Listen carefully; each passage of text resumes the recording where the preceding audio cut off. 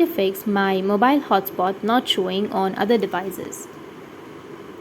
So if you want to fix your mobile hotspot not showing on other devices, then what you need to do is first you need to make sure that you have enough data. So open up your settings. Under settings, you need to scroll down and then go with SIM card and mobile network, and then you need to go with your mobile data. You need to tap on your mobile data and make sure that you've turned on your mobile data. And if you go with search and search for hotspot, you'll have this kind of interface.